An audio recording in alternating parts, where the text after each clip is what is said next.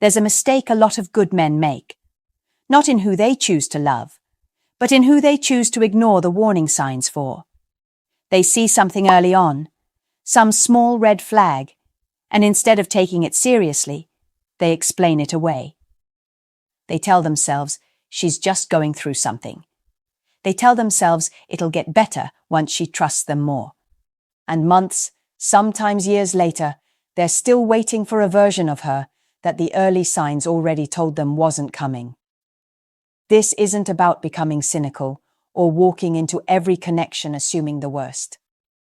This isn't about creating a checklist to judge every woman you meet. This is about something far more valuable. Learning to actually trust what you see early on, instead of overriding it with hope. Because here's the truth. Almost nobody tells men directly. The behaviors that show up in the first few weeks or months of knowing someone are rarely temporary. They're rarely just a phase. More often than not, they're a preview. A quiet demonstration of exactly how you'll be treated once the relationship is fully built and she feels secure enough to stop performing. This is not about judging women unfairly or assuming every red flag means someone is a bad person. People are complicated, and everyone has bad days. This is about specific, repeated patterns. Patterns that psychology shows tend to predict real problems down the line, not isolated moments taken out of context. By the end of this video, you'll understand exactly which patterns deserve your attention, why they matter more than they seem to in the moment, and how to protect your own standards without becoming bitter or guarded. Stay until the end, because the last one is the pattern most men forgive the fastest and regret the longest. Before we go on, everything I teach on this channel, every reason, every truth, it's a map, but a map only takes you so far. At some point, you have to actually walk the road. That road is the community. It's where men stop collecting insight and start collecting proof. Proof that they can hold their frame, master their emotions, and build the kind of presence that doesn't need to perform. You don't rent this. You own it. One decision, made once, and every course, every future lesson, every tool we ever release, yours permanently. No renewals, no countdown, just a door that opens once and stays open. If you're tired of almost changing, the link is below. Walk through it. Now. Let's begin. Section 1. How she treats people who can't do anything for her. The first pattern is one of the most reliable and also one of the easiest to miss because it usually doesn't happen anywhere near you. It happens with waiters, with customer service workers, with people who have no influence over whether she gets what she wants from you. I remember hearing about a guy who went on a few dates with a woman who was, by every measure, incredible to him. Attentive, warm, funny, engaged. But on their third date, the waiter got their order slightly wrong and something shifted. Her tone turned sharp, almost cold, talking down to him in a way that felt jarring compared to how sweet she'd been all night.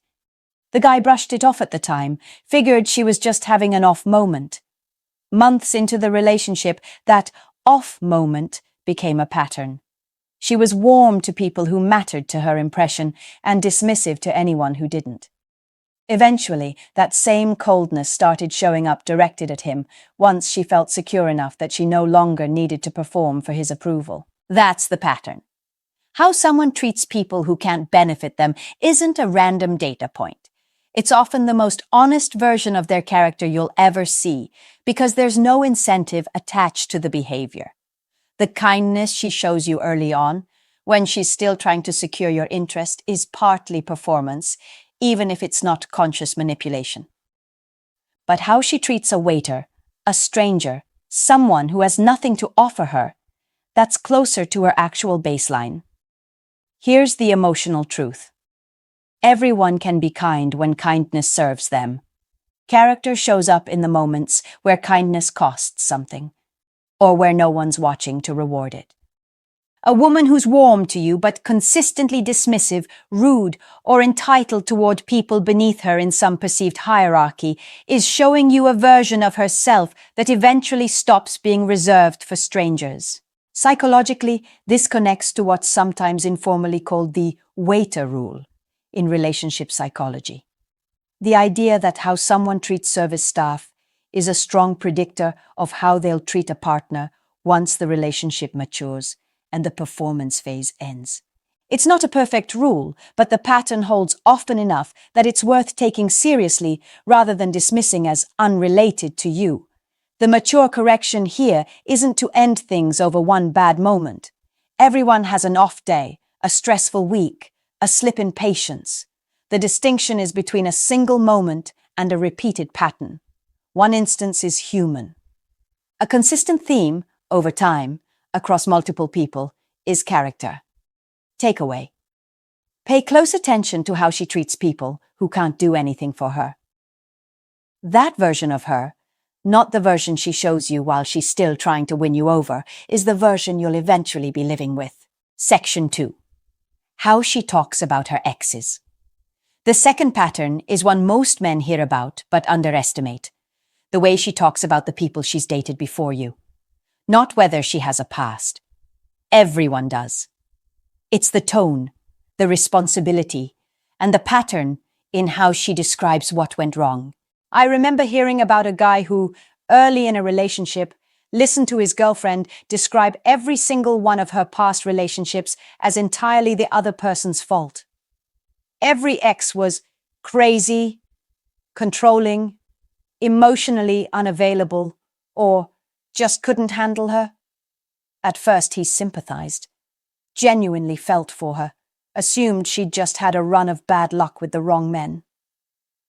But as time went on and the relationship hit its own normal rough patches, he started noticing something familiar. She described their problems with the exact same language she used for her exes. Suddenly, he was controlling for wanting to talk about a concern. He was too sensitive for being hurt by something she said. It became clear, eventually, that the common denominator in every one of those stories had never been the other men.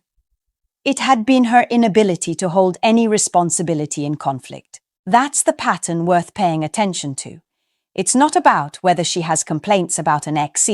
Legitimate bad relationships absolutely exist, and plenty of people have genuinely dated people who mistreated them.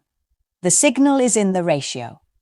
Does she ever mention her own role in what went wrong, even a small one? Or is every single story a clean narrative where she's blameless and he's the villain, every time, without exception? Here's the emotional truth. Someone who can't acknowledge any responsibility in past conflict usually isn't magically going to develop that self-awareness with you. If every past partner was entirely the problem, statistically, at some point, you become the story she tells the next person, using the same one-sided language she's already shown you she's comfortable using. Psychologically, this ties into something called external locus of control in relationship conflict. A consistent pattern of placing responsibility for problems outside oneself. It's not necessarily about bad character. Sometimes it's a defense mechanism from real pain. But regardless of the cause, a total absence of self-reflection in her account of the past is a strong predictor of how conflict will be handled with you. The mature correction. This isn't about grilling her for a confession of fault on the first few dates. And it's not about assuming one slightly one-sided story means she's incapable of accountability. Listen over time. Notice the pattern, not the single conversation. Takeaway. How she talks about her exes tells you how she'll eventually talk about you if things go wrong. If every past relationship was someone else's failure entirely, pay attention because the story never seems to include her, no matter how many times it repeats. Section 3. How she handles being told no. The third pattern shows up in a moment most men actually dread, which is exactly why it matters so much. The moment you tell her no. Not a big, dramatic no, a small one. declining plans, disagreeing with an opinion, setting a minor boundary. How she responds in that exact moment reveals something most grand romantic gestures never will. I remember hearing about a woman who was, in almost every way, a wonderful partner. Thoughtful, affectionate, easy to be around. But early in the relationship, her boyfriend mentioned he wanted to spend a Saturday with his friends instead of joining a family event on her side. Her response wasn't yelling. It was worse, in a subtle way. A long guilt trip, a wounded silence that lasted for 2 days. Comments dropped here and there about how some people just don't prioritize their relationships. He gave in eventually, not because he agreed, but because the emotional cost of holding his boundary felt higher than just canceling his plans. That pattern repeated, quietly, for the next year. Every small no cost him more than it should have, until he stopped saying no at all. That's the pattern. It's not about whether she gets disappointed when you say no. Disappointment is normal, human, and fine. It's about the tactics that show up around that disappointment. Guilt-tripping, silent treatment, making you feel like a bad partner for having a basic boundary. Emotional withdrawal, used specifically as a consequence for not getting her way. Here's the emotional truth. A partner who can accept no with grace, even while being a little disappointed, is showing you emotional maturity. A partner who punishes no through guilt, silence, or subtle emotional consequences is teaching you, piece by piece, to stop having boundaries at all. And most men don't even realize it's happening, because it never looks like control. It looks like hurt feelings. Psychologically, this connects to a pattern sometimes described as covert, coercive control. Influence exercised not through direct demands, but through emotional consequences designed to make compliance feel easier than resistance. It's rarely conscious or calculated at first. But over time, if it works, it becomes a reliable tool, whether she recognizes it as one or not. The mature correction. This doesn't mean cutting someone off the first time they're visibly disappointed by a boundary. Disappointment is allowed. The distinction is whether that disappointment turns into a consequence aimed at you repeatedly until you learn it's easier to just say yes. Takeaway. Watch how she handles a small no. If every boundary comes with a price attached, you're not being loved unconditionally. You're being quietly trained to stop setting them. Section 4. The one most men forgive the fastest and regret the longest. This is the pattern I mentioned at the start, the one most men explain away in the moment, because it doesn't feel like a red flag while it's happening. It feels like passion. It feels like proof she really cares. The pattern is inconsistency used as a form of control.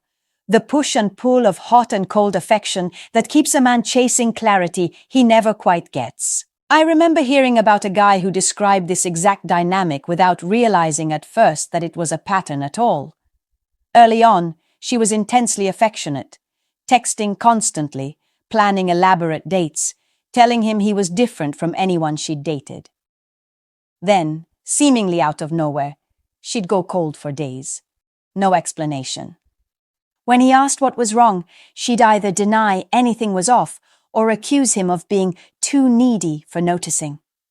Then, just as suddenly, the warmth would come back, often right when he'd started to genuinely pull away and consider ending things. He said, looking back, he spent almost 2 years mistaking that cycle for deep, passionate love, when really, he was just being intermittently reinforced, kept just uncertain enough that he never fully left, and just rewarded enough that he never fully questioned it either. That's the trap. Consistency feels boring compared to that kind of intensity. A partner who's simply steadily kind every day doesn't create that dramatic high-low emotional roller coaster that so many men mistake for real passion. But that instability isn't romance. It's a psychological pattern that keeps someone hooked far more effectively than genuine affection ever could. Here's the emotional truth. Real love doesn't need to destabilize you to feel powerful. The version of chemistry built on uncertainty, hot-cold cycles, and never quite knowing where you stand isn't intensity. It's anxiety, dressed up as attraction. And the human brain, through basic psychology, is wired to become more attached to inconsistent reward than consistent reward. That's not a compliment to the relationship. It's a vulnerability being exploited, whether intentionally or not. Psychologically, this is a textbook case of intermittent reinforcement. The same mechanism that makes gambling addictive. Unpredictable rewards create stronger behavioral attachment than predictable ones, because the brain keeps chasing the next win, even when the losses outweigh them. The mature correction. Don't mistake emotional whiplash for depth. Real depth is built through consistency, safety, and trust over time, not through cycles of doubt followed by relief. If you find yourself feeling most in love during the moments right after being made to feel unsure, that's not a sign the relationship is special. It's a sign you're being conditioned, whether or not it's deliberate. Takeaway. This is the pattern most men forgive the fastest because it disguises itself as passion. But it's also the one that costs the most in the long run, because you don't just lose time in it, you lose your own ability to trust what real, stable love is even supposed to feel like. In short, let's bring this all together. None of these patterns are about becoming suspicious of every woman you meet, or turning dating into an interrogation, looking for reasons to walk away. That mindset creates its own problems. Bitterness, guardedness, and inability to actually let someone in. That's not the goal here, and it never was. The goal is simpler than that. Learn to trust what you see early instead of overriding it with hope for who she might become. We talked about how she treats people who can't do anything for her, often the most honest preview of her real character. We talked about how she talks about her exes and what it means when every story leaves her blameless. We talked about how she handles being told no and whether your boundaries come with an emotional price tag attached. And we talked about the one most men forgive the fastest, mistaking instability and hot-cold cycles for passion when it's often just a nervous system being conditioned to stay uncertain. None of these on their own, in isolation, means someone is a bad person. Everyone has bad days, complicated pasts, and imperfect moments. What matters is the pattern, not the single instance, but the repetition. Trust the pattern. It's telling you something the words never will. If this gave you a clearer way to spot these patterns early, let me know in the comments. Which one of these have you experienced, and did you catch it in time? And if you want more honest breakdowns like this, real psychology, no sugarcoating, hit subscribe. New videos on female psychology and self-respect drop regularly, and you won't want to miss the next one. I'll see you in the next one.